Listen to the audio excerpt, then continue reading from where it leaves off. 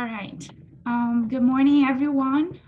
I think it's 9:05, so we can start our meeting of today. First of all, good morning to each and every one of you from wherever you are connecting. My name is Isabella Araújo. For those of you who do not know me yet, I am a member of the Demand Reduction Unit team at OAS CCAD. Welcome to this online meeting where we're going to be presenting on the results of a research project that we have been working on for the past 2 years. And we're very proud to present the results of this institutional mapping exercise and human resource training needs assessment of Caribbean prevention, treatment, and rehabilitation-focused institutions. As part of our agenda for today, we are going to have a brief welcoming ceremony. We're going to invite our Demand Reduction Unit team, Jimena Kalowski, to welcome you all and give some opening remarks. And then we're going to move on into the presentation of the results of this assessment. I'm going to start the presentation talking a little bit about the background of this project, about the methodology and the work that we have done with the national points of contact in the Caribbean countries for the development of this project. And then I'm going to pass on the floor to Dr. Ken Garfield Douglas, our lead project consultant for this project, who will going to be delving into the details of the results of these publication that we are very proud and very happy to be launching today. So I'm going to invite now Jimena Kalowski, the Demand Reduction Unit team, to deliver her opening remarks and welcome you all to this meeting. Thank you very much, Isabella. Thank you all for joining us today. We are very excited to have this instrument after a long work. I want to say thank you to INL for the funding support, Dr. Ken Douglas, who was the lead of this project, and the other contributors, Roberto Canay, Esther Vez, Pernell Clark, and Tiffany Barry.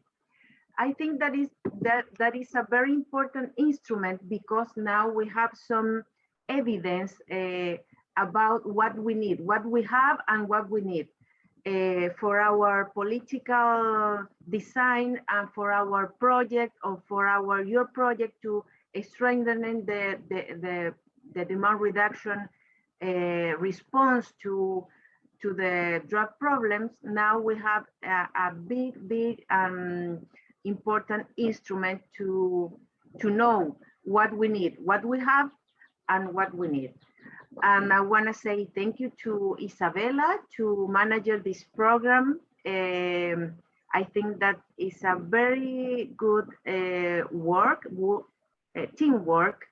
And I want to say thank you to the Caribbean member and national points of each country Caribbean member, because without your support, we cannot do anything. Thank you so much. And I hope that we will be in touch soon.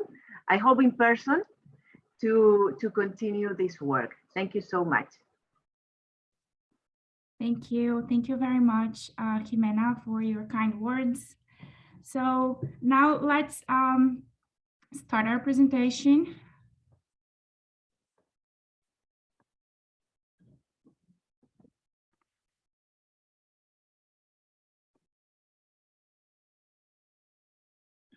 All right, so today we are very proud to be presenting to you two very important documents, which were the culmination of the work that we did for the past 2 years. So the first document that we're going to be presenting on and talking about was the Directory of Caribbean Substance Use Prevention, Treatment, and Rehabilitation-Focused Institutions. This document is the result of this institutional mapping exercise that we have conducted in 14 OAS Caribbean member states, including the English-speaking, Dutch, and also French-speaking Caribbean member states, which is Haiti. So as you can see here, this is just a snapshot of this document that you're going to have access after this presentation. This is going to be sent to all of your email addresses, and it's going to be published also on the CCAD website for your access later. As you can see here, we have the country-specific results we have, and then the example of the snapshot of how this is going to look like. As you can see, the list of each organization mapped in this exercise by each country. And you can see the type of information that we're providing here, which is the name of the organization, the address, the website, the point of contact, and also, very importantly, we have the information on whether this institution works with prevention, treatment, and or rehabilitation services. So all that information is provided in this directory of institutions. The second document, which is the one that we're going to be going into details today, is the results of this institutional and human resource training needs assessment that we have performed for those institutions. As you can see, this is a very long report that Ken is going to present to us into details, but it's also very interesting and information that we're going to be sharing with you all today. In terms of background, I want to talk to you a little bit about where this project came from and talk a little bit about our history with it. Back in 2011, CCAD conducted a regional mapping exercise to identify key drug demand reduction stakeholder agencies that were working with drug use prevention, treatment, and rehabilitation in the OAS English-speaking Caribbean member states.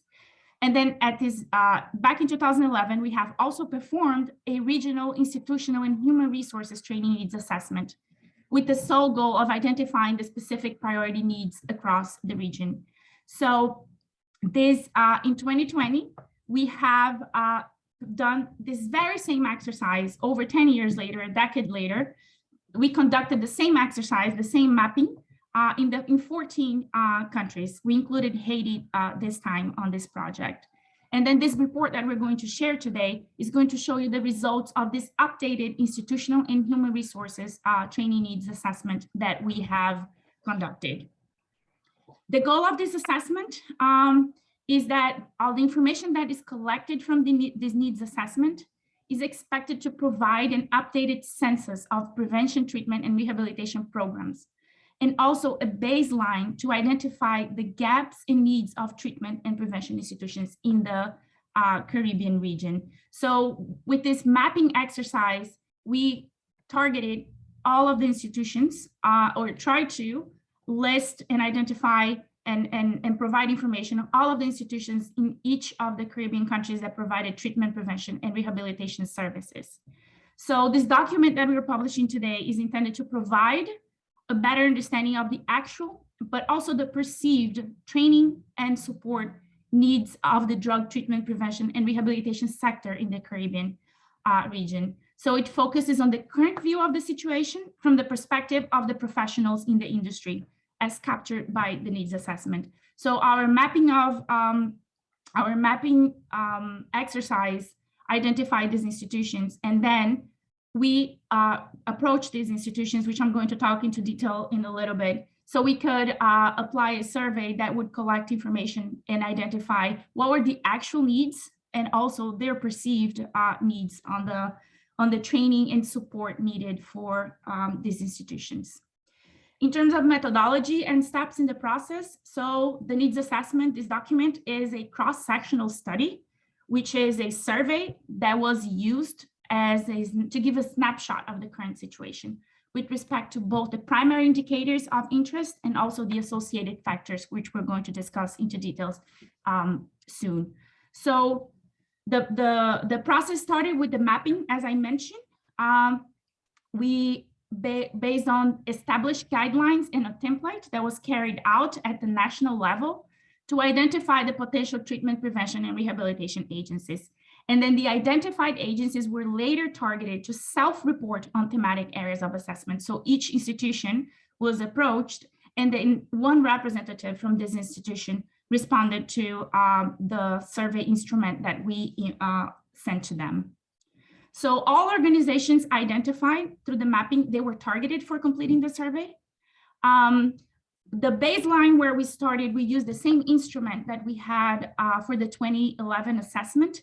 And that was the basis for our work. And then we revised, we updated, and then we added new components for use in the 2020 assessment. We have here, we work with a group of experts from Latin America and the Caribbean to review and revise this instrument so that we could incorporate questions that were more relevant to the current situation. And also taking into consideration that we were doing this exercise in the beginning of the pandemic, we did incorporate a few questions so that the service providers could tell us what was the impact of the COVID pandemic on their work. We have also included a few questions to identify new types of drugs that they perceived that was being used in other details that Ken is going to cover. So a suitable electronic data capture platform was developed. We used SurveyMonkey to upload our survey and use also their platform to administer the assessment. So after we did all the pre-testing and the editing, the instrument was finalized and uploaded to the platform for access by the service providers. So the points of contact in each member state, they were tasked with sensitizing the proposed agencies at the start of the assessment, as well as encouraging those agencies to participate by completing the questionnaire in its entirety. And as Jimena mentioned in the beginning, we could not have done it without the national points of contact. And we're very grateful to them for all of the work that they did in helping us implement this very important project. So the instrument that we developed in SurveyMonkey was then emailed to all of the participating agencies over the period of 4 months. So the survey people, the individuals in those institutions had from December 2020 to March 2021 to respond to the survey. And then we had a group of consultants provided by CCAD who furnished technical support to the agencies for completing the assessment. So not only we helped them, we sent them the survey, but we also guided them with any questions that they had regarding the answering the survey. So we were able to provide them with technical support as well for that.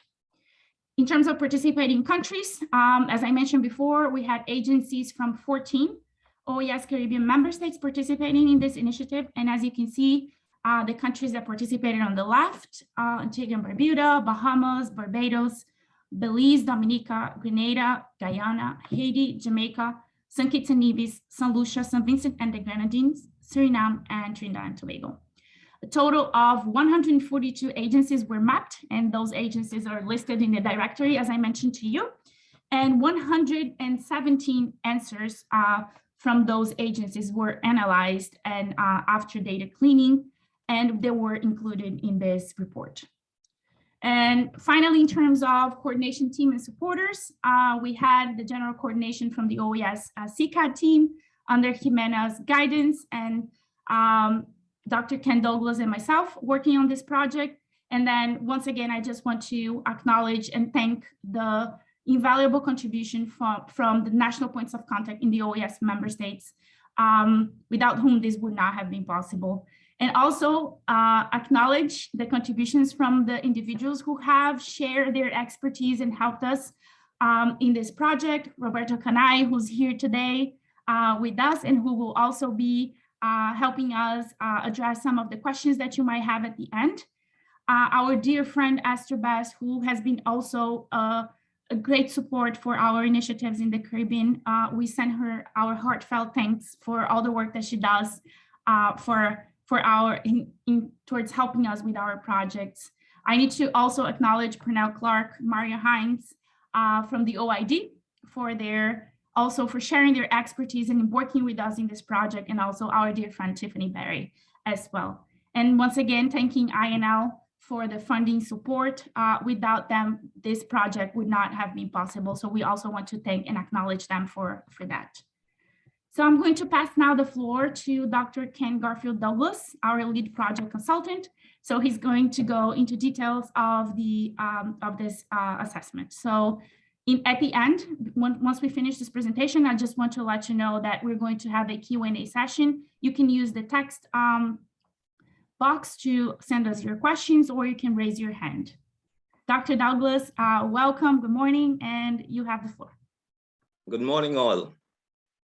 I hope that my video and my mic is working optionally. Everyone's hearing me? Yes, we can hear you well. Okay, thank you. First, I want to thank CCAD for allowing me to participate in the mapping exercise and the needs assessment, and now inviting me to make this presentation of the findings. As indicated, the survey is very much something that was familiar to some of the agencies. They haven't participated in the process way back in 2011.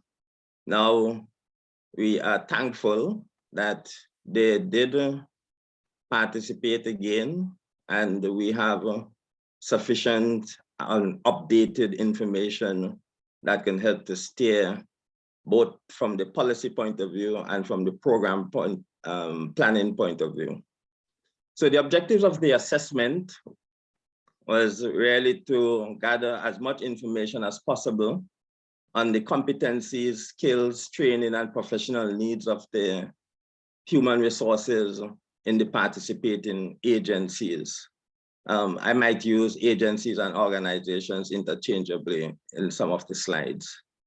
Specifically, we are hoping to provide a characterization of what the prevention and treatment programs were, try to determine the number and types of workers that were involved at the treatment and prevention facilities in carrying out this work, try to identify training deficiencies and training needs. And I think this was the major component of the assessment that would help the agencies in terms of way forward. And in terms of objectives, we were also able to do a kind of a small but rapid assessment of the impact of COVID on the treatment programs. Remember, during the period that we were capturing data, COVID was much a player in the field at that time. Next slide. So the report that would be presented, that we'll have access to, mirrors the profile of what we did during the assessment. So it's a kind of a carryover in terms of the thematic areas. So when you get the report, what will be reflected in the report are 10 subsections as indicated on the slides. I will just name a few. There is a section on human resources, section on drug treatment services, training and training needs in terms of treatment, and then training and training needs in the drug prevention services. So if agencies were picking up this report, they would be familiar with the thematic areas that they had actually made responses to in the survey. Next slide.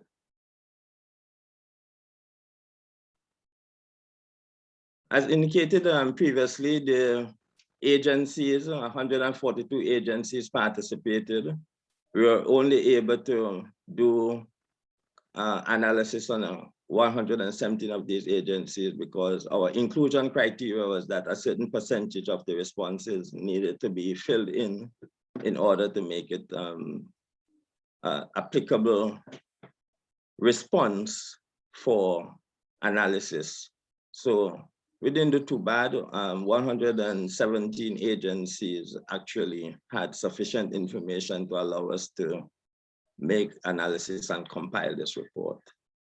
And the chart shows the responses in terms of agencies within each of the countries. Next slide.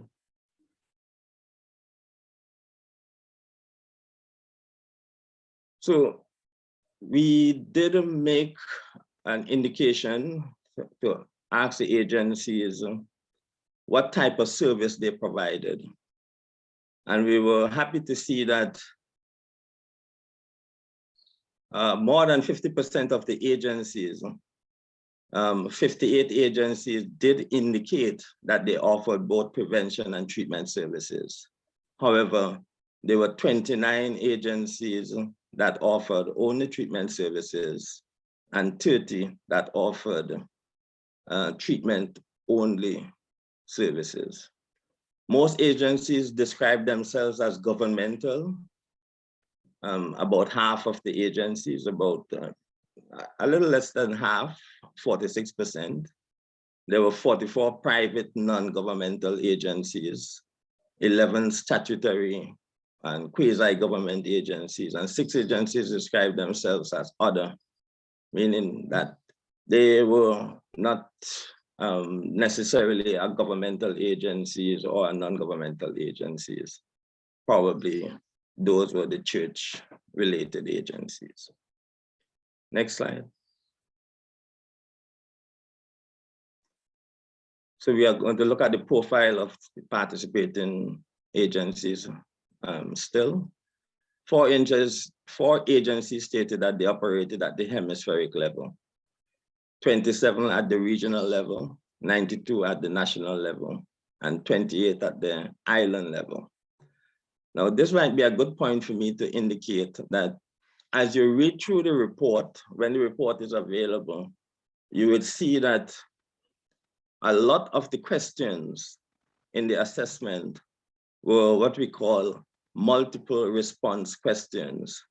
So an agency could, options were given and the agency were asked to indicate as many as applied.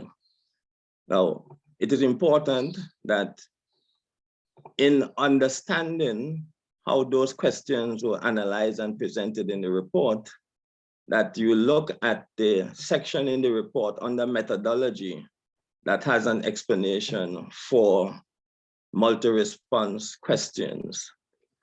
So as an example, here 4 agencies said they operated at the hemispheric level. There were 204 responses to that question.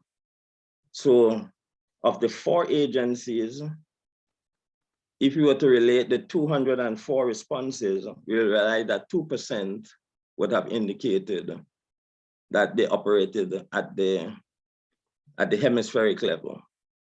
But in all, 112 agencies did respond to this question.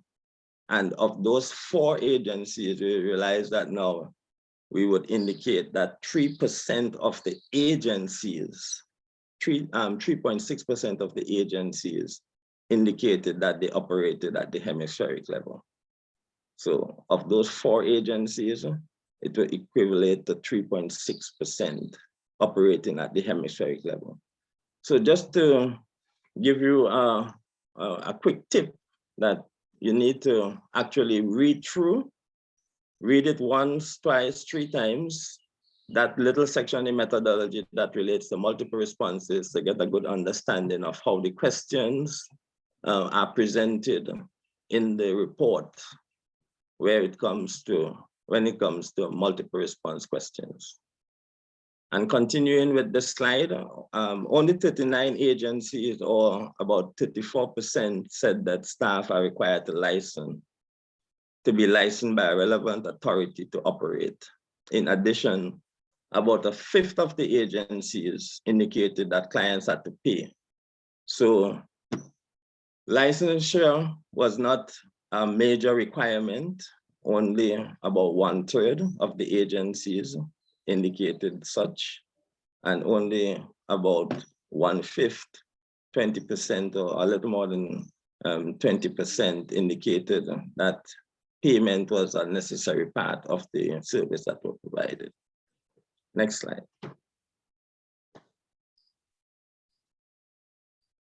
So these were the type of services offered by agencies in each of the countries. So we have here of the countries that participated in the survey, in the assessment, those who were prevention only, the numbers that were treatment only, and those that were providing both treatment and prevention. You'll realize that, say, for example, in Suriname, they had 5 prevention-only agencies, 3 treatment-only agencies, and 6 agencies were providing both treatment and prevention. So remember, these are discrete categories: treatment only, prevention only, and both treatment and prevention. Next slide.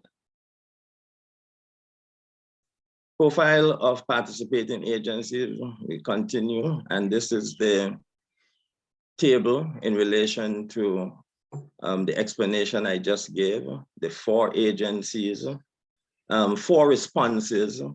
Of 204 responses, 2% were of the responses would indicate to us that the agencies were operating at the hemispheric level. But actually, 4 agencies out of 112 were actually operating at the hemispheric level. So that's a 3.6%. And it goes for the other 8 categories. So some agencies were operating at the regional level, national level, island level, the district level, and the community or the village level. And that's interesting in that we can see the wide coverage of operations that is taking place, both for prevention and treatment. I was particularly interested that at least a quarter of the agencies were operating at the island level. And at the community and village level, we had more than a quarter of the agencies operating, which was very good. Next slide. So in terms of the assessment, we asked, is the organization required to re-register to operate? About a half of the agencies were required to operate under registration, and that is commendable in that there are policies within the different islands that would require that an agency just don't start operating and offering service without being duly registered. More than a half, that's commendable. We also asked, are the treatment or prevention staff in your organization required to be licensed? And again, we went through, we saw that in the slide before, just about a third were required to be licensed and 1/5 were offering services that clients had to pay for. Next slide. So let's look at some of the human resources assessment and the needs that came out of the assessment in relation to human resources. We saw that on examination of the responses, the organizations reported all of the staff that they had working. So if it was a service that was offered at a hospital, you will find that that hospital will report a tremendously large number of staff as being the staff that are operating at their facility. However, in order for us to provide a better context as to the treatment and prevention agencies, we eliminated all those agencies that had 90 or more staff operating, because those agencies were actually part of what we will call a complex of agencies, either hospitals, prisons, police force, government offices, customs and exiles. Yes, they offer treatment and or prevention services, but within the context of our assessment, we wanted to make sure that we could properly contextualize those agencies that were specifically treatment and prevention agencies. So What we did was to eliminate all those agencies that had 90 or more staff to make it easier to understand in our context. So you will see that on average, the staff size were between 5 and 15 staff at agencies. So those who had 5 to 9, 26%, and those who had 10 to 14, 24%. That 50% of staff were the average. On average, they had between 5 and 14 staff members. Some agencies had 15 to 19, and that's commendable, 13.7%. I can think of 1 or 2 agencies that I'm familiar with that would have 15 to 19 dedicated staff for prevention and treatment. And then 20 or more, remember, this is not relating to those who had 90 or more, but 20 or more up to 90. There were about 27% of agencies that fell in that category. Next slide.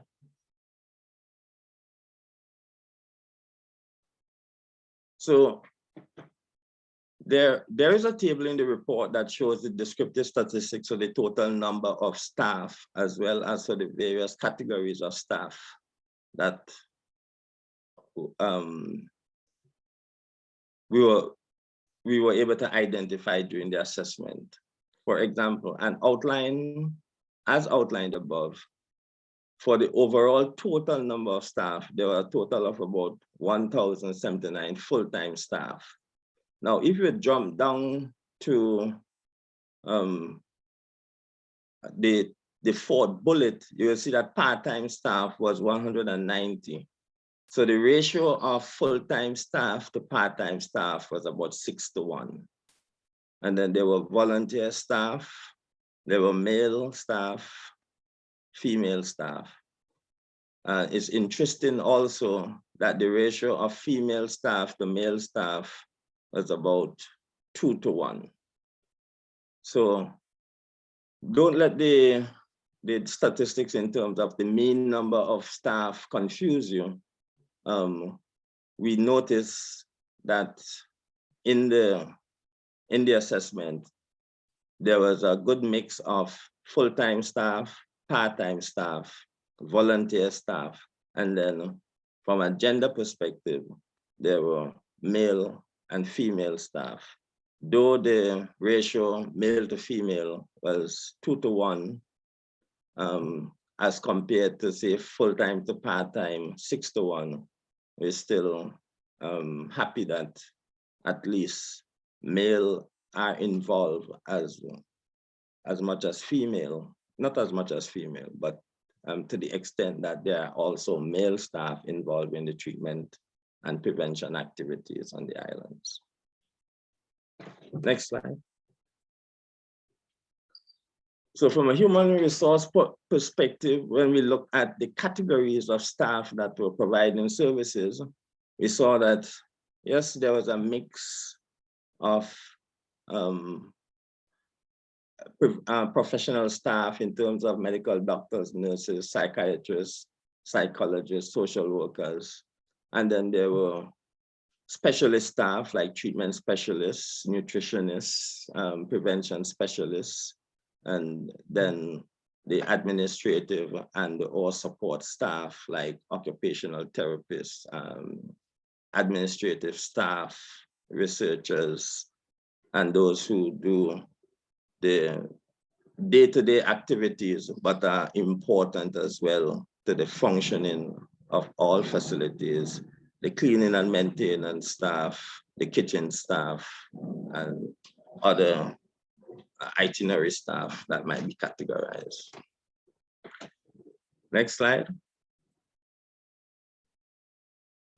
So what were the barriers to training or the development, the whole developmental aspect of a facility having sufficient information to guide how they would train and develop their staff. We saw that about 36% of the agencies indicated that they had a staff training and developmental plan, and that's commendable. 1 in 3, that's commendable, 36%, more than a third. Another 40 agencies, or 34%, had a training and development budget, which is even more commendable. Usually, the budget would be the harder one to come by. You might have the plan with no budget, but 34% having a budget is very interesting. And maybe one of the analysis that we can look at to see among those that had a plan, how many had a budget. And that's a very, it's now a secondary thought of mine, but something that I think is needed for us to look at. Then we had 48 agencies, or 41%, had officers responsible for training and development. So you had a plan, you had a budget, you have officers. And then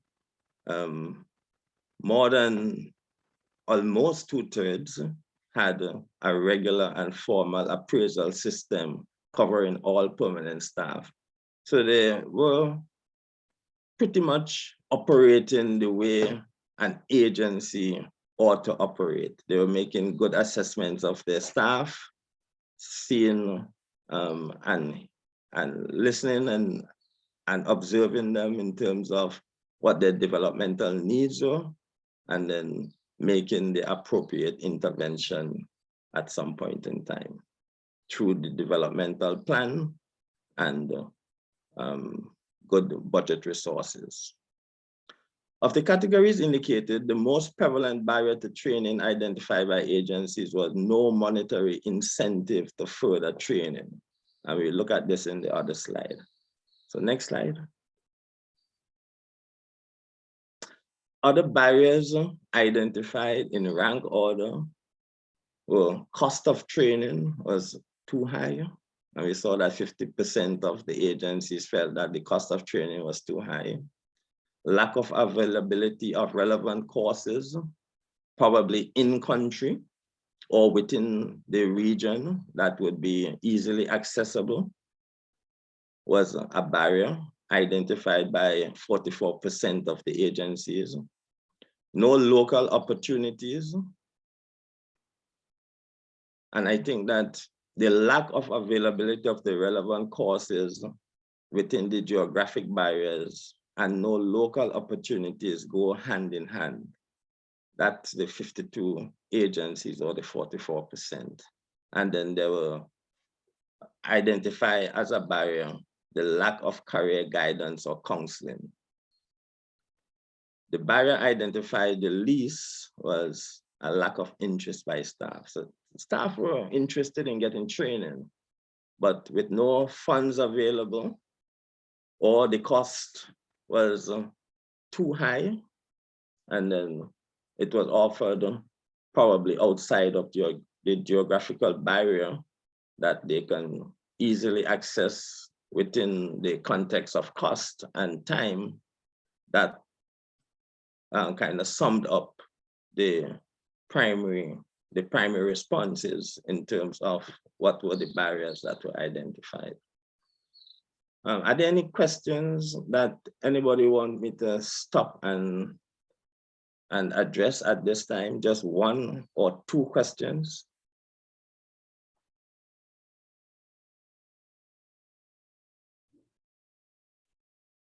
If anyone wants to send us a question, you can use the chat box. I believe someone wants to speak. We can take 1 or 2 at this time. Okay. Yeah, I will allow them to make the question. It's easier to type in questions in the chat for now, and then at the end we can open the mic for more questions. I think for now we can, if anyone has any question directed to Dr. Douglas, if they can write it in the chat, and then at the end, once the presentation is over, we can give the floor to people. Okay. All right, so let's continue with the next slide.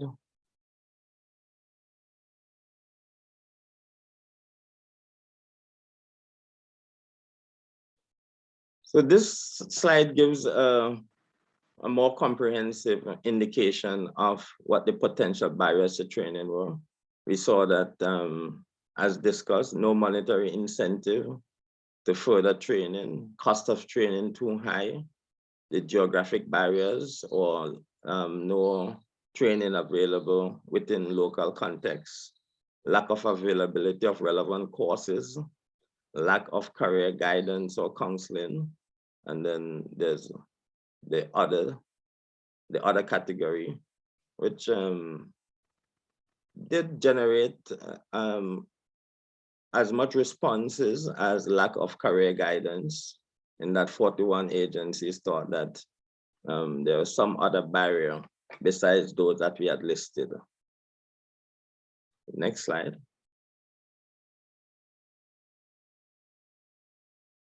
Next slide, okay. So we tried to find out from the agencies if they were participating in the local drug information network and what were their capacity to use the internet in relation to drug-related activities. Very good responses. At least 70 agencies were actually participating within their country drug information networks, and 98 of the 113 countries that responded here for this question indicated that they do have the capacity to use the internet in relation to drug-related activities. So technology was not a factor for the agencies, and that is commendable. And it is even more commendable that a lot of agencies recognize and do participate in the national drug, their local stroke national drug information networks. Next slide.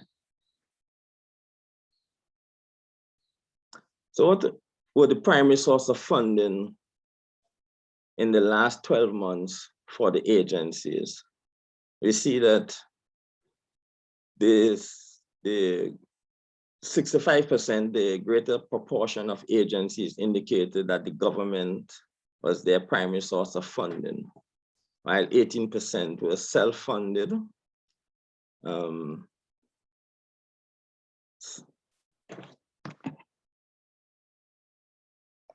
Just one of the, okay. About 7% receive funding from local NGOs or private donors, and a small proportion, 3.4%, from international donors. So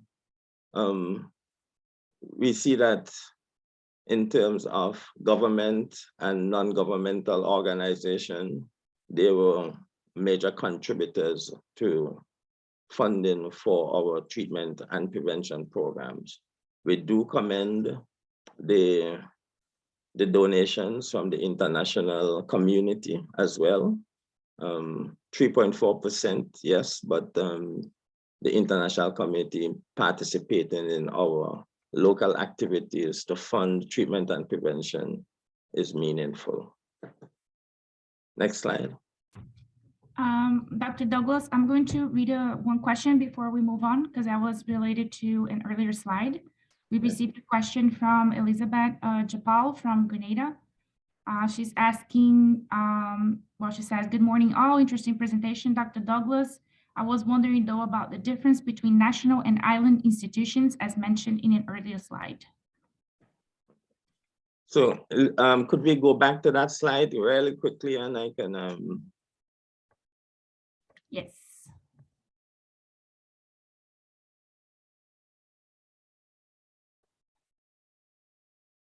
This one? Yeah.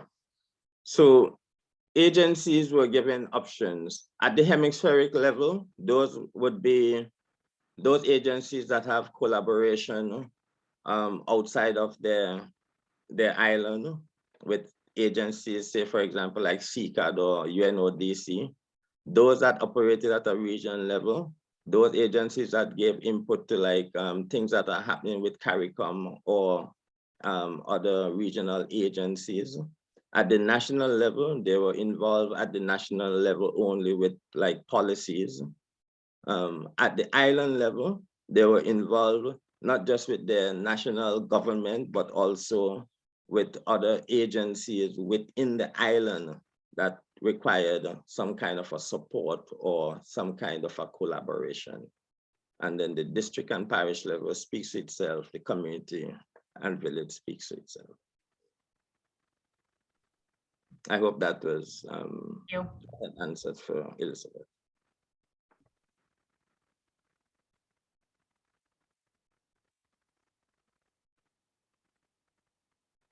Am I the correct slide? Go back one. And then return, yes, you are at the correct slide. All Next. right. So we started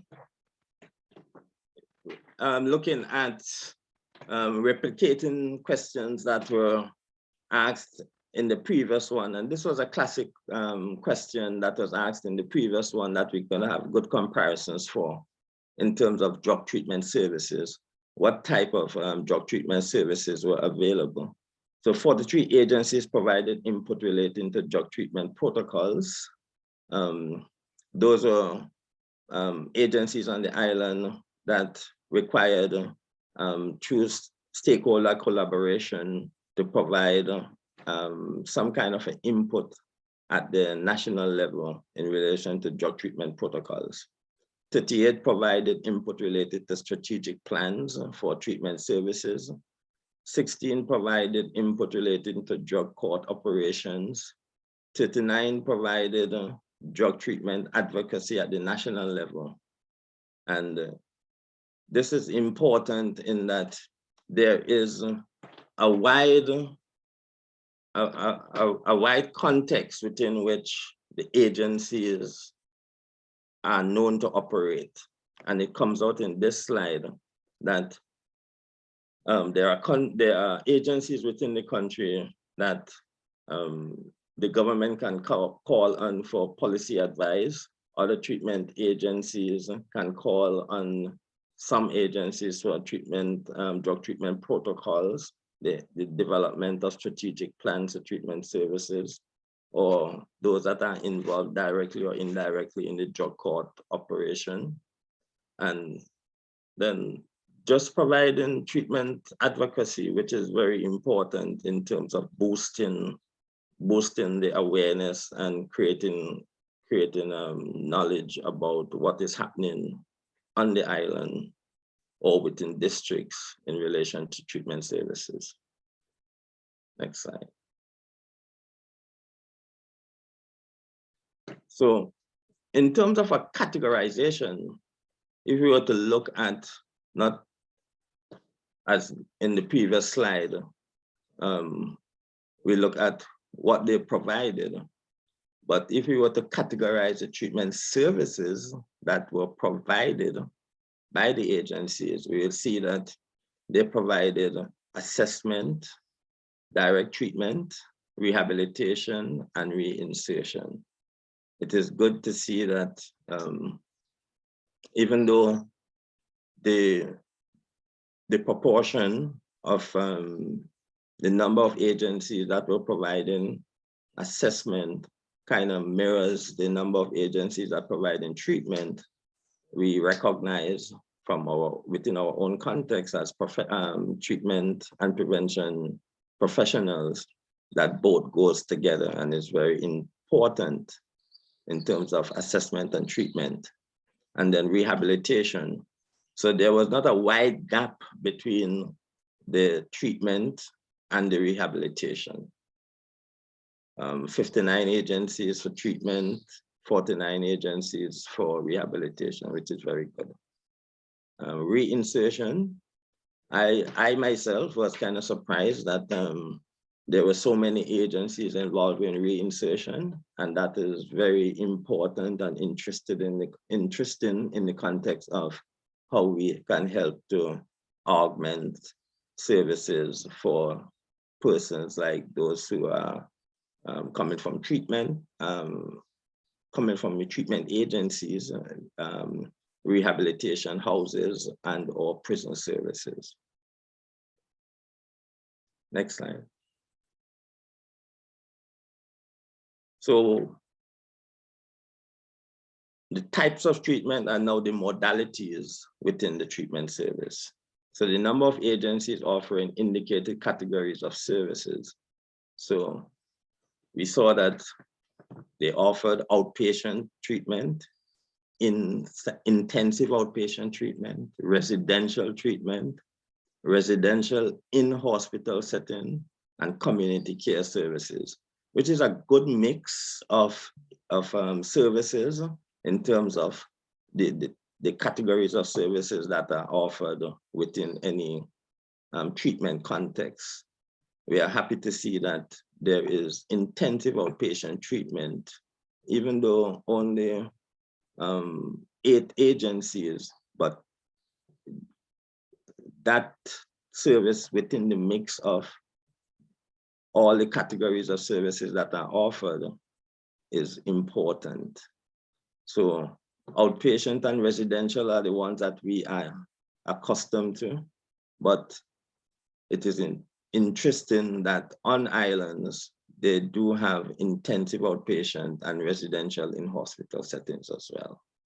The community care services, I'm sure that the next 2 or 3 years, if we were to do this over again, we'll find that community care services would have increased based on the fact that COVID had a major lesson for us to learn in terms of how we can now offer community care services outside of intensive inpatient or residential setting. Next slide. So this slide is a little bit busy, as we would say, but simple to understand. All we did was to list the countries that participated in the survey and the number of outpatient and or intensive, etc. services that would be offered. So if I was to go to Barbados, I will, at the time we did the assessment, there would have been 6 outpatient treatment services, 1 intensive outpatient service, 1 residential treatment service, 3 residential treatment in hospital, and at least 2 agencies offering community care services. So this is this can give us a good appreciation as we look across the region, which countries have what, and if we were to target countries in terms of a training exercise, developing a training program, we would be better able to look and see which are the agencies that would benefit most, say, for example, from intensive outpatient, a training that targets intensive outpatient services. We'll realize that the Bahamas, Dominica, Grenada, Guyana, Jamaica, St. Lucia would be countries that we will want to try to include in that kind of a training to provide some kind of advocacy for that type of treatment, intensive outpatient. Next slide. Therapeutic strategies offered by agencies. So we have we did the assessment in terms of trying to look in a stepwise fashion at what was going on in treatment. So we had the type of treatment offered, the type of services offered, the modalities offered. Now we're looking at what are the therapeutic strategies that are offered. And we saw that 12-step program psychotherapy, direct therapy, alternative therapies, and religious focus were categories of therapeutic strategies that were offered, and probably one third to half of the agencies were offering the 12-step program, psychotherapy, direct therapy, and religious focus activities, therapies. So there are others that could be identified because at least 16 agencies did indicate that they were offering other type of therapeutic strategies. But we have, from the point of view of what has been the main things that have been going on in the Caribbean and in treatment settings, that the countries have been following through and offering these applicable strategies.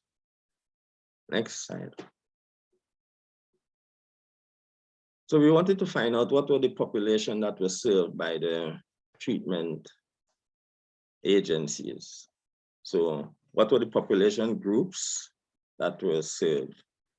And this is a long list, but a very interesting list in terms of, you look at the number of agencies, the proportion of agencies that were offering, say, for example,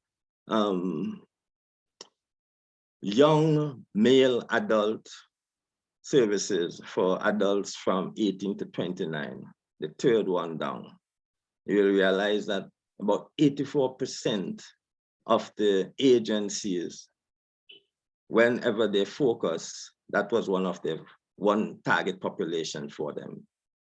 And then if we look at for dual diagnosed patients, which is about halfway down, dual diagnosed patients, you'll see that about a third of the agencies had a focus during their treatment activities on dual diagnosed patients.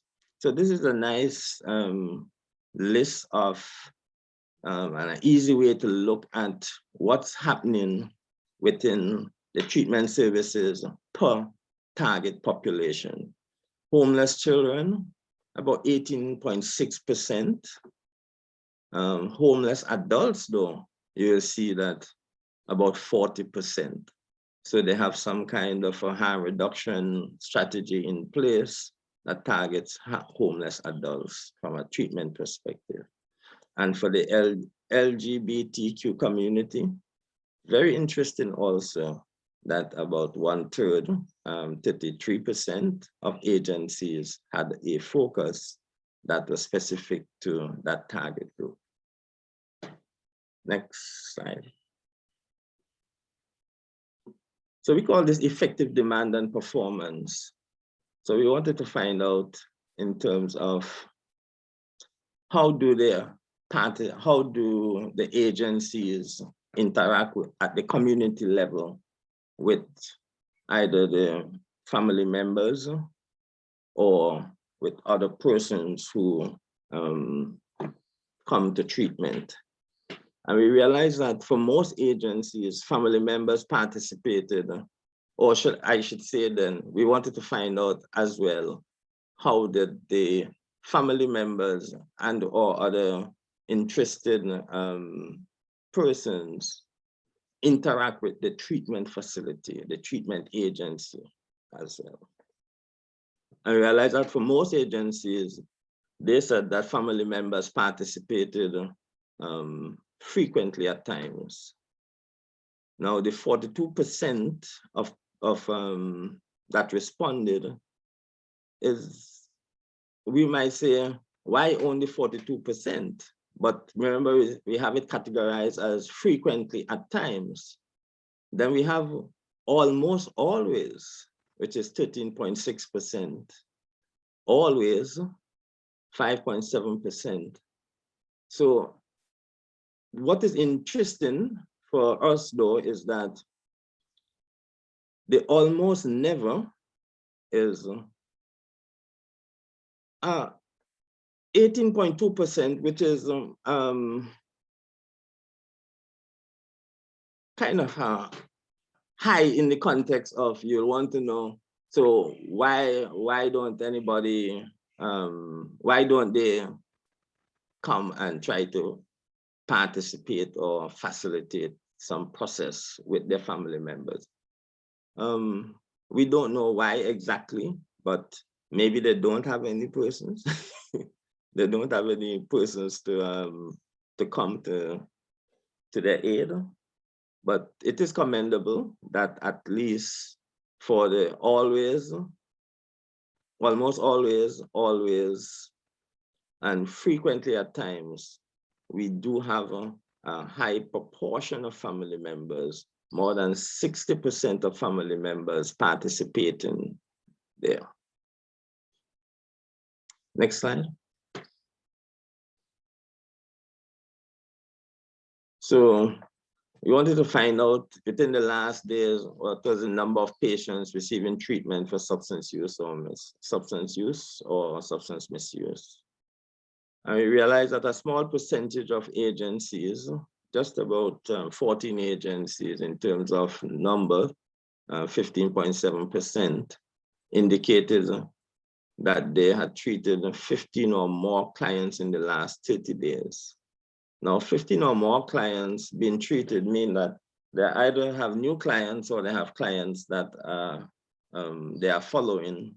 And it is important in that context also to know how many patients they are reaching. So 10 agencies had treated between 10 to 14 clients. 18 agencies are treated 5 to 9 clients. So the proportions are not exactly large, but within the context of how we know persons present for treatment, I think this is commendable that agencies do have and follow their clients. There are some agencies who indicated that they had not treated any clients within the last 30 days. Maybe that's a good sign as well, in that there are no persons within that geographic context that needed any treatment at that point in time. Next slide. Or could we go back to that slide? So there was another category that I did not address in terms of number previously treated. So we asked them also, what was the number of clients previously treated in the last 30 days? So I think that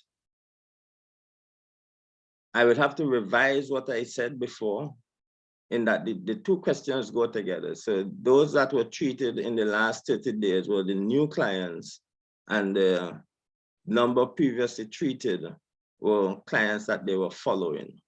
So if we look at the proportion of new clients to clients that were previously treated, we saw that it wasn't in the 5 to 9, the number of clients, 5 to 9 clients treated in the last 30 days, 18 as a number previously treated in the last 30 days, 11. And I hope that I'm saying this correctly. I might have to take a quick look at the question in particular, just before the end or at the end of the presentation, to make sure that I have the correct interpretation of this one. So bear with me for this slide. I will try to review the question itself to make sure that I'm giving you the correct information. Next slide. So there is a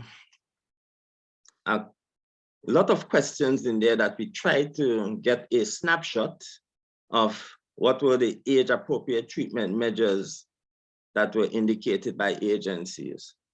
Now, we might say, Well, why not limit it to 10 or 15? We wanted to get an idea of the broadest range of treatment measures that agencies were actually providing for their clients.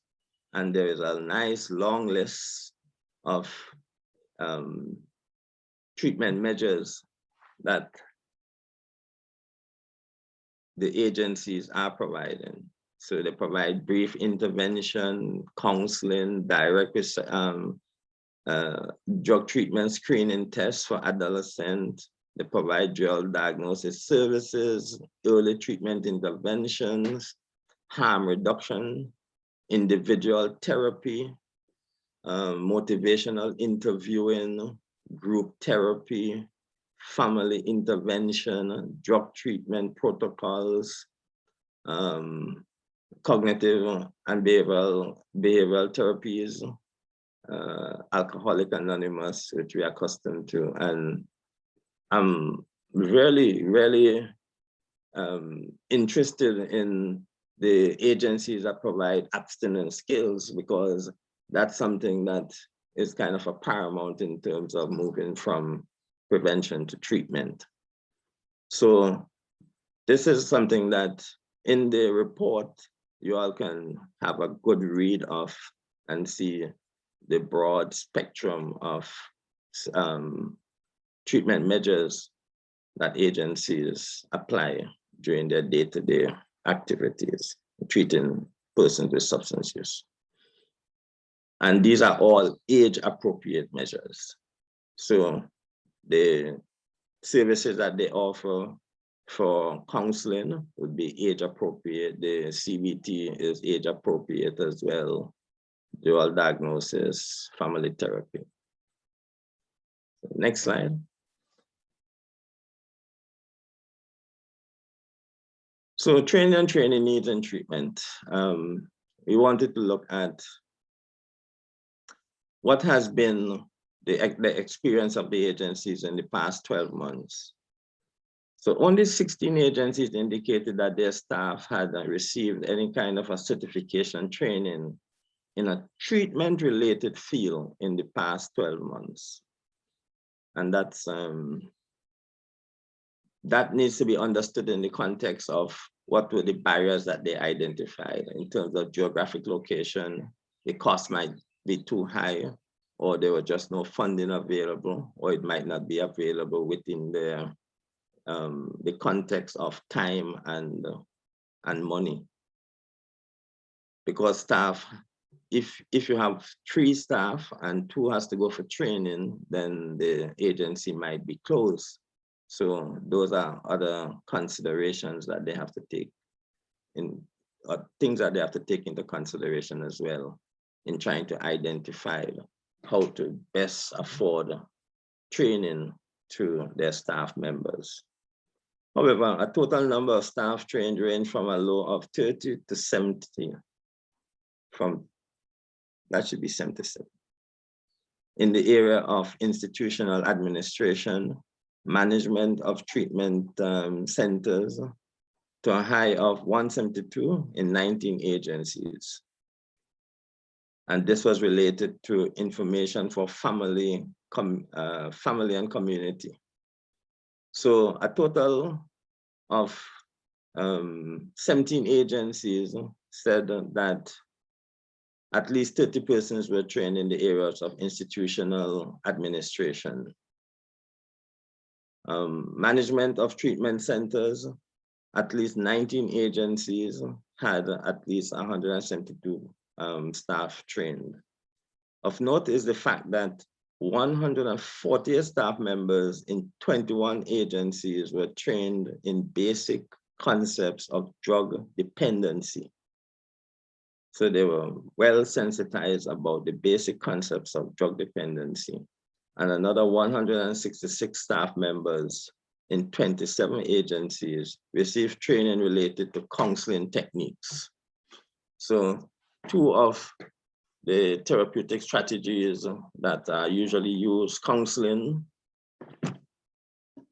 was part of the training that was afforded in the last 12 months within at least 27 agencies.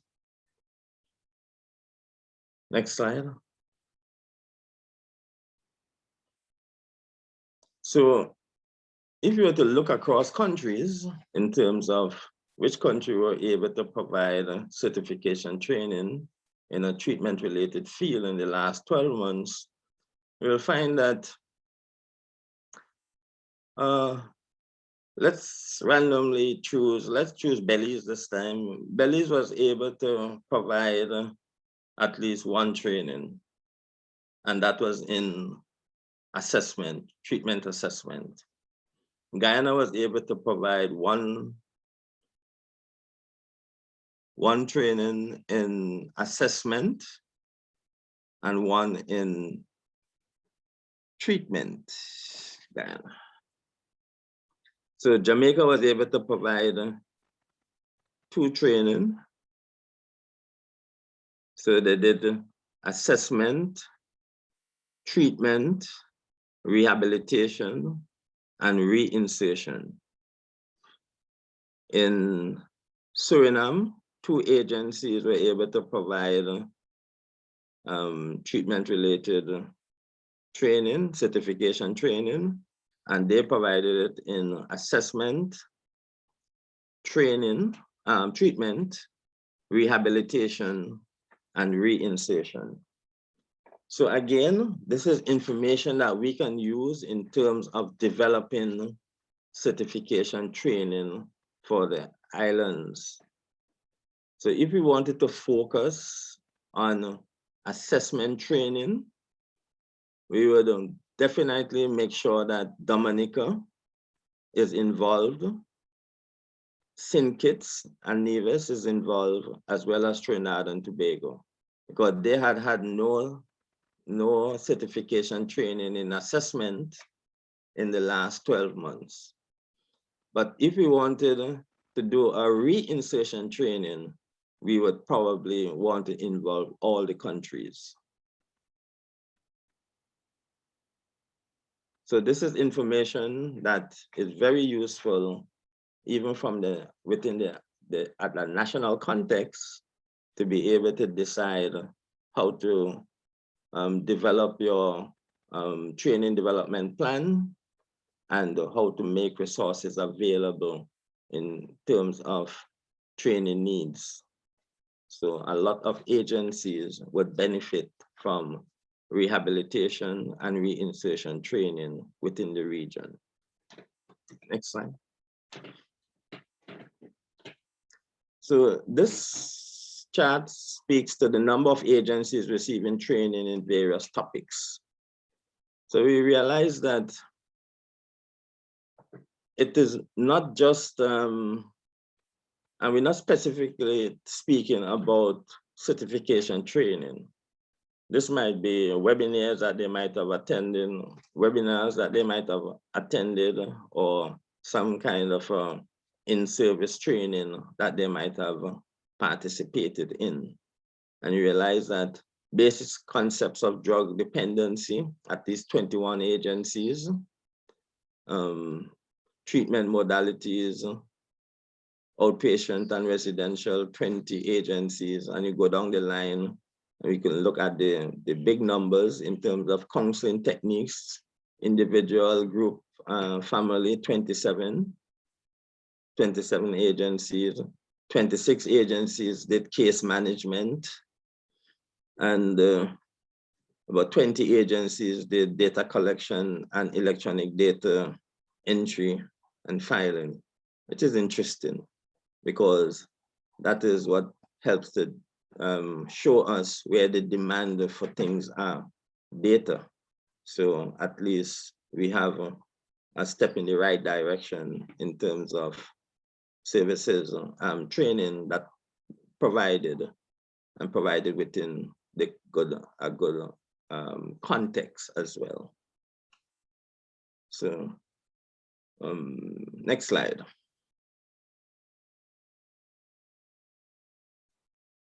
So in all, when we did the assessment, we wanted to point out what were the priority treatment needs as identified from the responses from the agencies. Again, this is something that is well within the objectives of this research project, in that it helps us to identify what provide a good body of information so that we can help to steer and guide how treatment courses and or other basic training needs could be developed within the region and for whom. So the priority training needs turned out to be conflict resolution, ethical and professional responsibility. And you realize that these are things that needs to be known by treatment providers in order to be holistic in terms of their management of their treatment of the patients.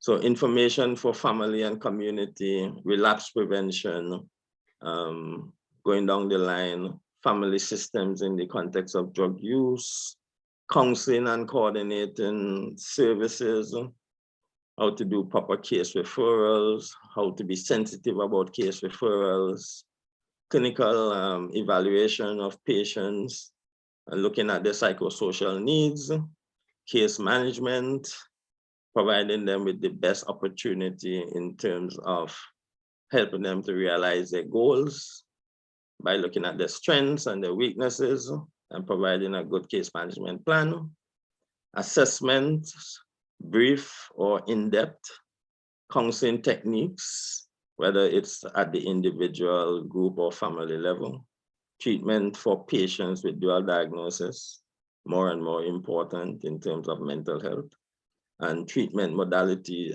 treatment models that looks at outpatient and residential care. So this is a good mix of information and very important information, I would say, in terms of helping us to identify how to better target treatment, training for treatment providers. Next slide.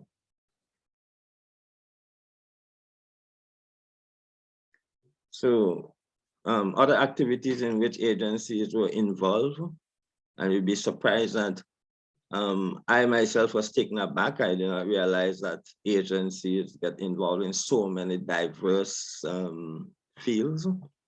So they do outreach activities, coordination of different activities, maybe coordination of activities across prevention as well, coordination of activities, maybe non-specific to drug treatment, but also related to the target population. Policy development at the national level, drug treatment, prevention activities with probation services, so they get involved with the justice system, healthcare, primary healthcare for persons on, we know that substance abuse clients, they need comprehensive healthcare. So there is a certain level of interaction that needs to take place with the primary healthcare system to make sure that they do have that aspect of their life sorted out as well, both from the preventive and from the curative point of view. Agencies get involved with monitoring and evaluation, which is I would give 4 claps for that. I'm a monitor and evaluation person. I love to see that monitor and evaluation is an important aspect considered in this whole context of the whole framework of providing drug treatment. They do lobbying and also involved in information management, which is good, a very good mix of services that agencies. So this information, other agencies can look and say, can I also provide any of these, and identify with the agencies that might be providing these to see how you can make some collaborative effort. Maybe you never get, your agencies were never involved in monitor and evaluation, but knowing that there is an agency on your island that is offering or involved in monitoring evaluation, you can also now say, how can I collaborate and gain that knowledge and be a true participant in monitoring evaluation or research. So this is good information to be used across the board. Next slide. Services for drug treatment court. We asked what type of services agencies were providing in terms of, in the context of the drug court. 22 agencies indicated that they currently offer services for drug treatment court clients.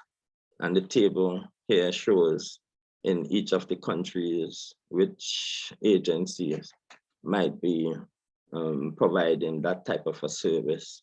Notable, we realize that some countries probably do not have any drug court activities. Suriname, St. Lucia, Grenada, and Dominica.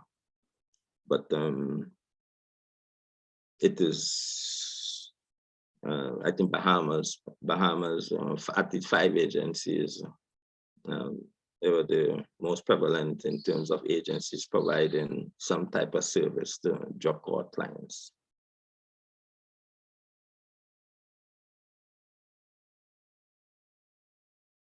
Next slide.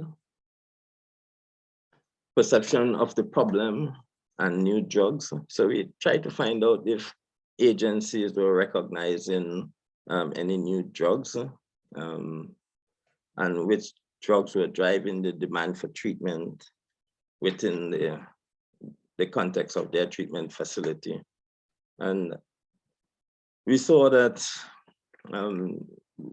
all the drugs that we are familiar with in terms of over the years driving drug demand, cocaine, ecstasy, pharmaceuticals, cigarettes, crack cocaine, alcohol, marijuana.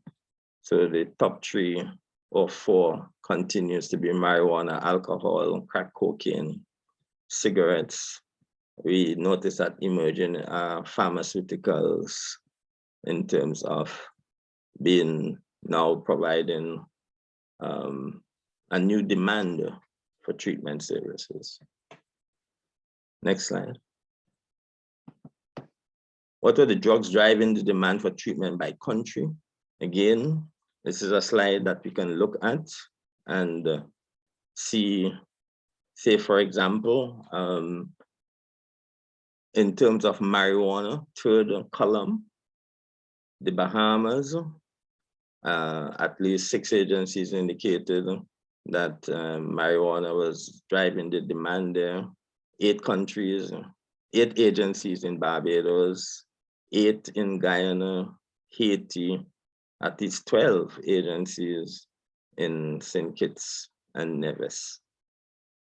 So this is information, again, that could be used at the national level to say, so if we can identify who are the 12 agencies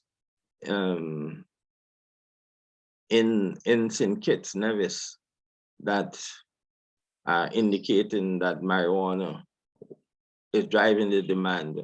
Are these agencies in the town? Are these agencies in the outskirts of the town? What might be the factors that are involved in terms of marijuana sales, marijuana production, marijuana use, that makes it such a problem in terms of high identification that this is what is driving the demand.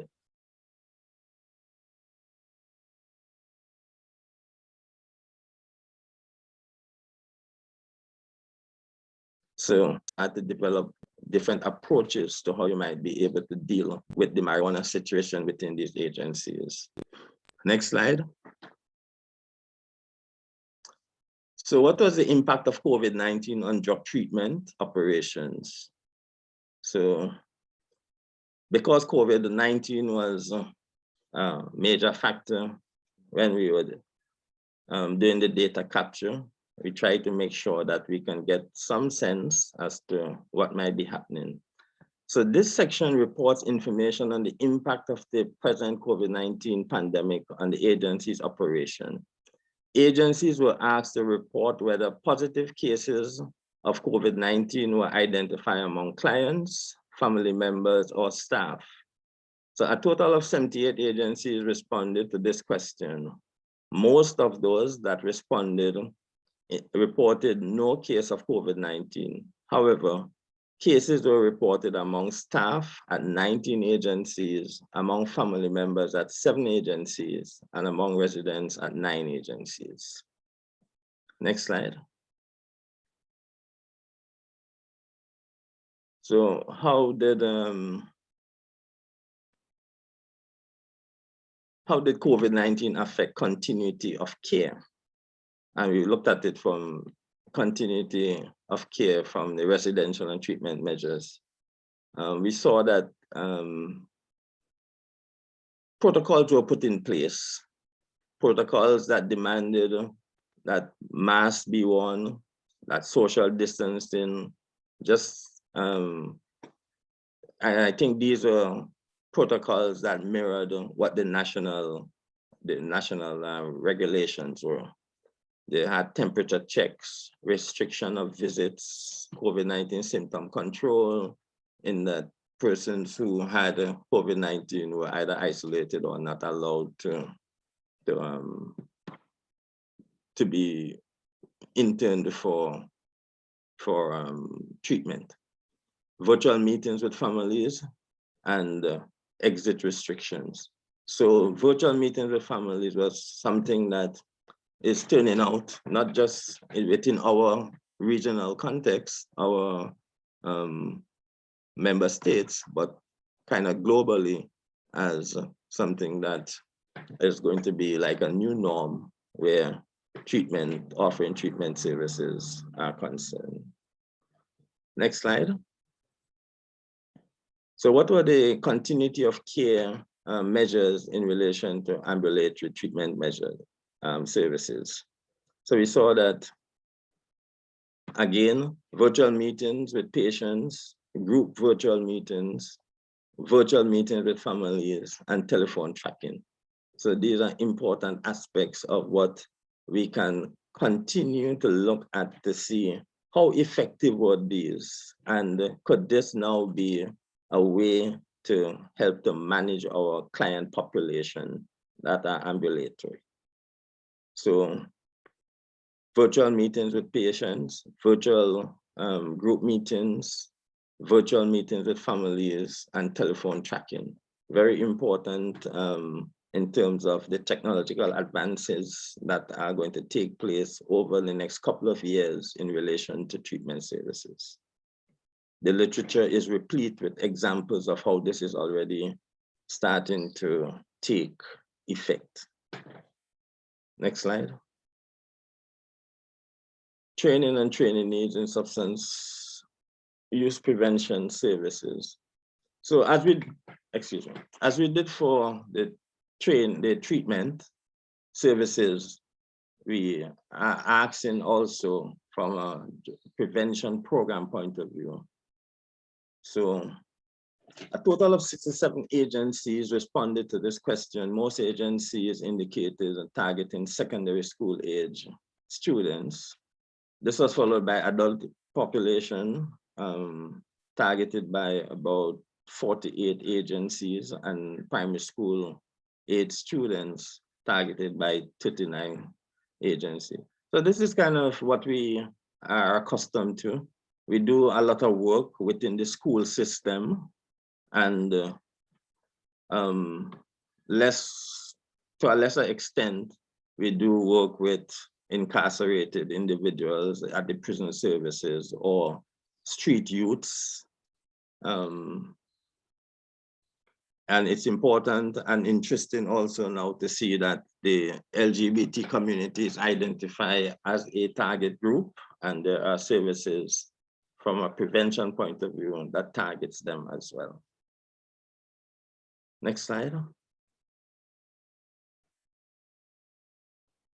So what were the environment that were identified by the agencies for which drug prevention interventions takes place? We realized that for the most part, at the community level, within community organizations where they target youths, and these are done through either church organizations or youth groups, then we know that we do a lot of work in the schools. Some work is being done at workplaces in some countries. So secondary school, primary school, colleges, all make up the school system that is high demand in terms of our prevention interventions.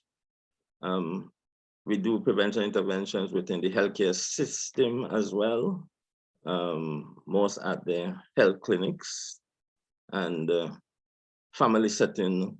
It's not new, but it's to a lesser extent a target group that is now becoming more and more important in terms of being comprehensive and having a cohesive approach to drug prevention intervention. So family, prisons, the school system, the workplace, and at the community level. Next slide. So again, as we did for treatment, we asked, was there any certification training in prevention related fields in the last 12 months? And the subject areas which training was most commonly conducted related to basic prevention principles, communication and stakeholder involvement, community prevention and community risk and protective factors. And that would be coming out of much of the work that we do at the schools in terms of school intervention, family prevention and family risk factors, peer risk and protective factors, school-based prevention and school risk and protective factors, self-risk and protective factors. And someone might ask, well, what are the differences? There are subtle differences, but from a comprehensive point of view, we are trying to make the prevention activities sensitive to risk and protective factors at community level, at the family level, within peers, and at school, the four main domains that risk and protective factors usually target. So next slide. Perception of training needs for prevention-related concepts. So the subject areas identified with the most urgent need in relation to training for prevention as community prevention, drug prevention programs from the point of view of standards. So we know that the international prevention standards has been out for a couple of years now. Maybe there needs to be greater sensitization training in relation to how to use the international drug prevention treatment prevention standards, international prevention standards to provide intervention for different target populations.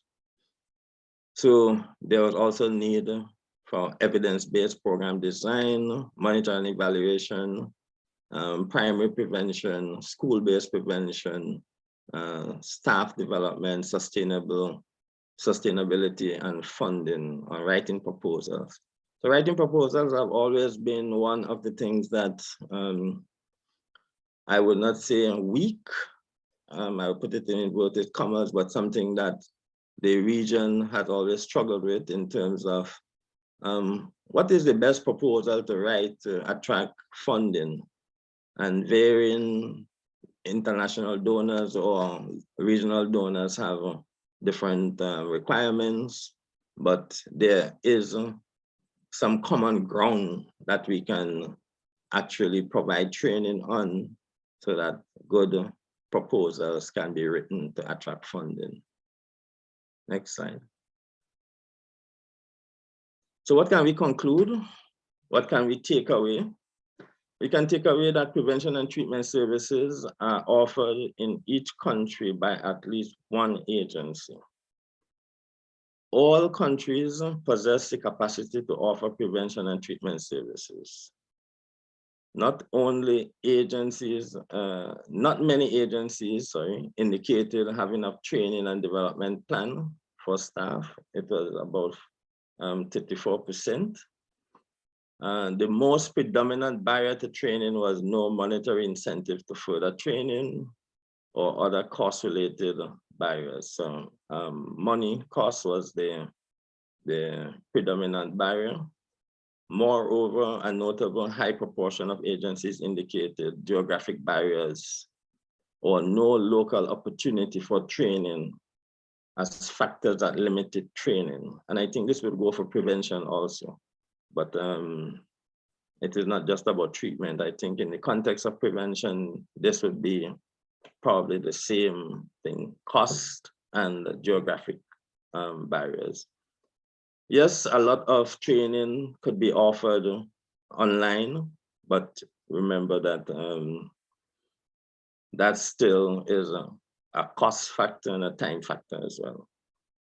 So we can also take away that more than 4 in 10 agencies provided either assessment, treatment, or rehabilitation services. The reinsertion services were offered by a slightly lower number of agencies, but interestingly, it was offered by at least, if I can remember, more than 13 agencies. Next slide. You can also take away that outpatient services were offered in all but 2 countries by at least 37 agencies, which is a good and high proportion number. While community care services were offered in all but 1 country by at least 31 agencies. The treatment services gap were in relation to intensive outpatient services, which were offered by only 8 agencies across 8 countries, 1 agency per country. And the residential treatment services was the other notable gap. And this was offered in 11 countries, but by only 20 agencies total.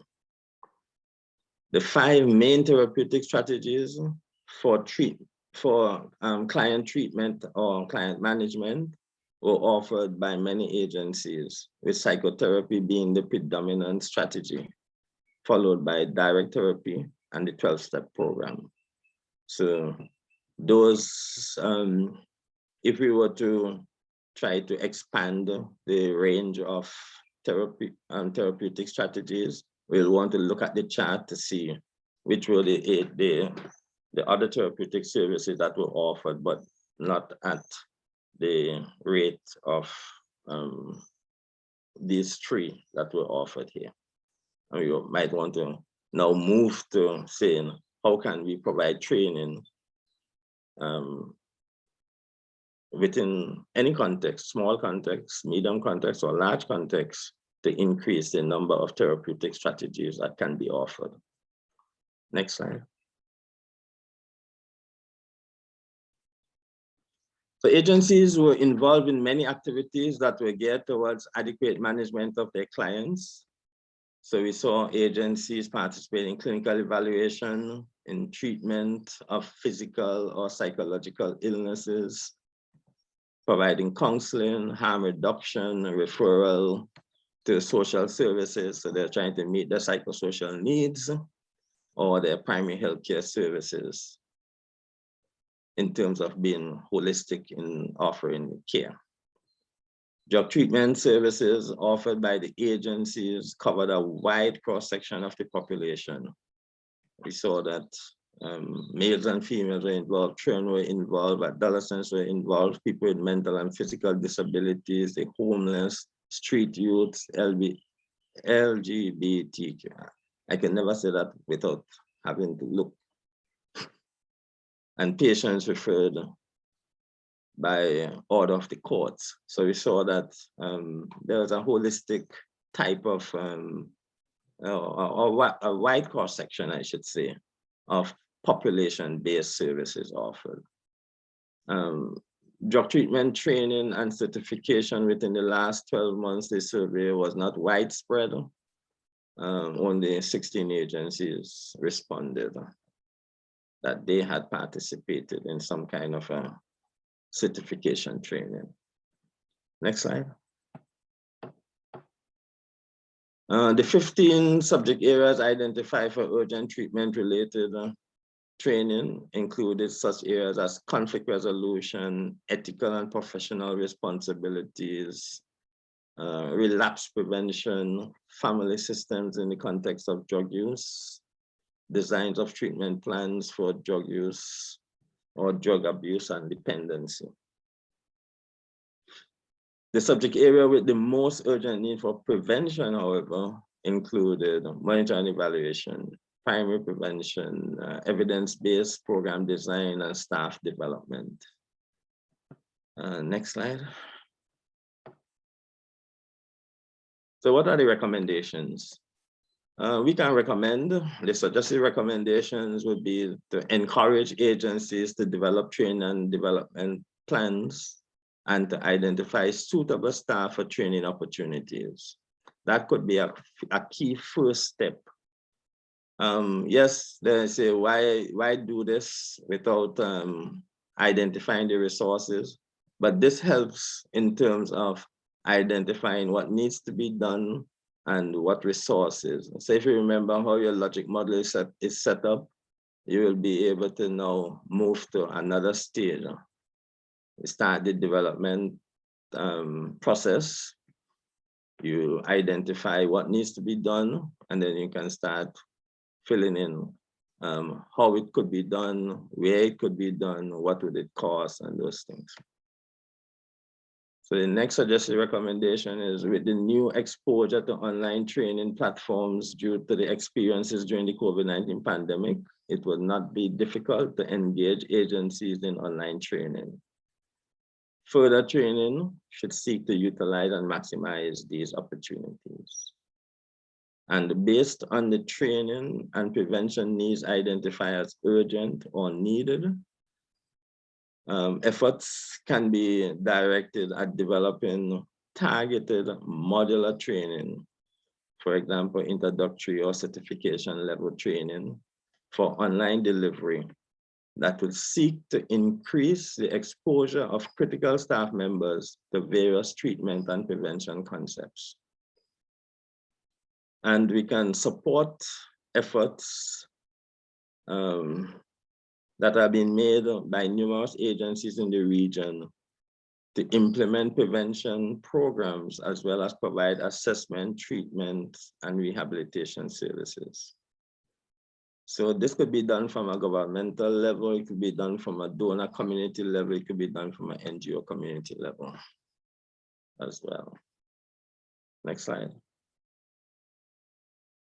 Oh, so I want to thank you for participating, and again, thank CCAD for asking and inviting me to do this delivery of the presentation of the main findings from the assessment.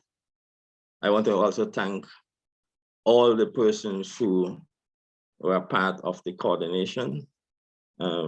It was a lot of work, a lot of back and forth, but that's how data capture is. There's no fun to data capture. Persons do not sit down and say, today I'm going to provide you with all the information. Today I might provide you with the information that you need. But we are thankful that they stuck with us. I'm grateful to Tiffany for the support that she provided, also in terms of helping to garner the agencies into providing at the best possible time. And also to thank those other persons who coordinated the activity with us, Roberto, Esther, and Punel. So thank you much. I'm sure that there are lots of questions for us. Yes, thank you. Thank you so much, Dr. Douglas, for this very thorough presentation. This is, like Dr. Douglas mentioned, this has been, this is the culmination of hard work from the past 2 years that we had a lot of people involved, and we're very grateful to all of them for their inputs. And special thanks to you, Dr. Douglas, for your dedication and your amazing work in helping us in this very important project that enlightens us with so many good information for us. This is our goal with this this document and this publication, is that we can provide you with information for you to know where we all stand in terms of like the region in our country, so that we can work with you as from the CCAD side, also help you overcome those difficulties and those gaps. So this is a first presentation. It's a lot of information, and we're going to share this document so you can take a close look at the publication. And if you have any questions, you have my email. You have I will send the contact information also for Dr. Douglas, so you can reach out. And if you need individual sessions to go over your country's information, if you have anything that you want to address, we are here to help you. So this is, I just wanted to know that we are here to help. And if you have any questions, please go ahead and type them in the Q&A session, or alternatively, you can raise your hand and we can give you the floor. I can see here from the chat box that our friend Terence Fountain, our commissioner from the Bahamas, has clarified something related to Elizabeth's comment and question before. Terry Fountain, as I'm sure all of you know him, he was the one who wrote and did the analysis for the 2011 report. So he's clarifying here that in the prior version, this referred to those nations with multiple islands. So services were intended for and restricted to just the island where the facilities were located. So he was just clarifying the comment that Elizabeth asked and Dr. Douglas also addressed here. I'm going to give people some time to ask questions, make any comments, or if they want to speak. Now is the time. We still have a few minutes. We have until 11 a.m. DC time.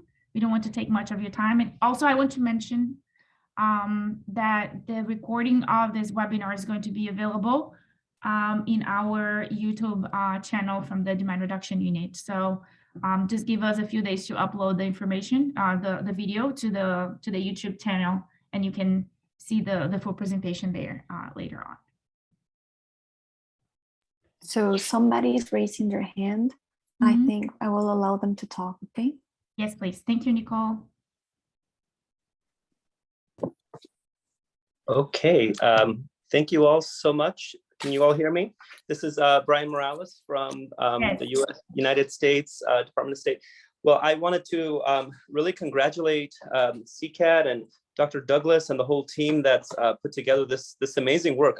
I'm not sure I have seen something as comprehensive in the past related to the treatment systems of the Caribbean. So this is a wonderful contribution to understanding the dynamics and the opportunities that we find that we can.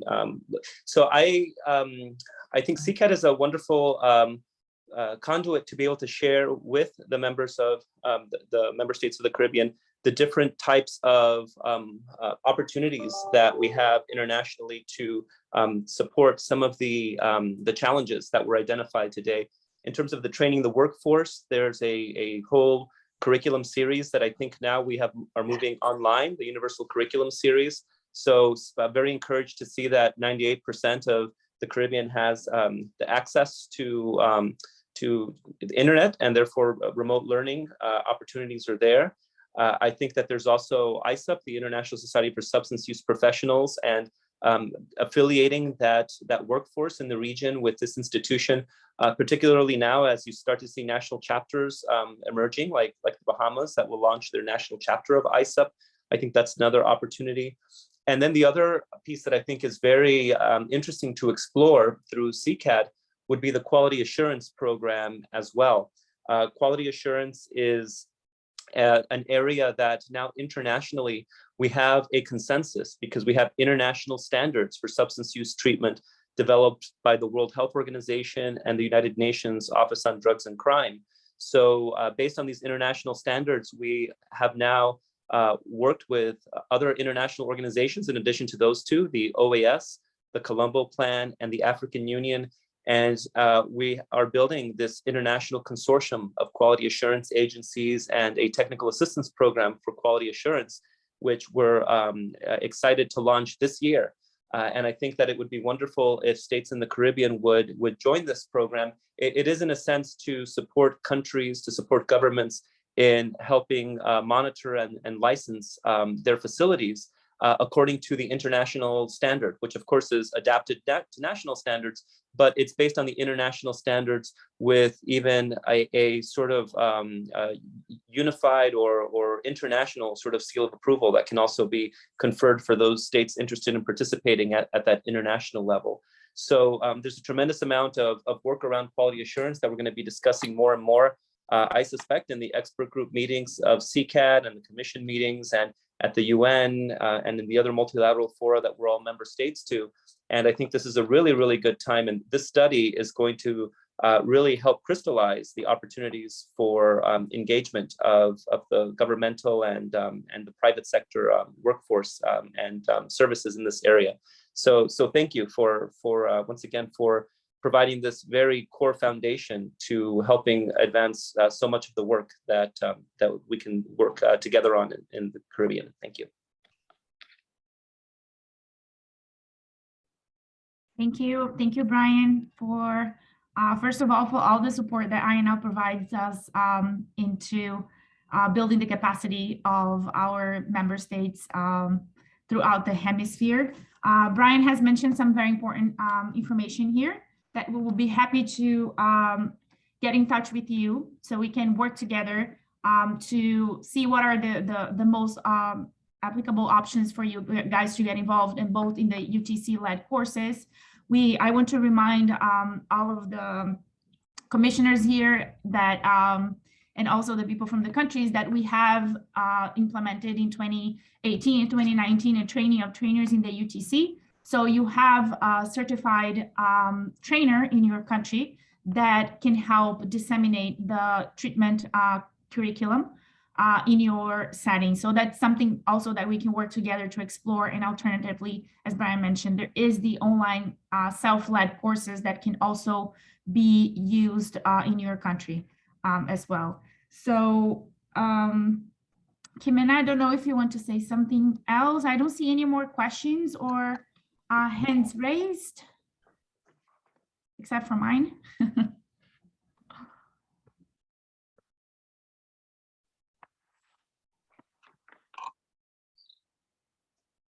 All right.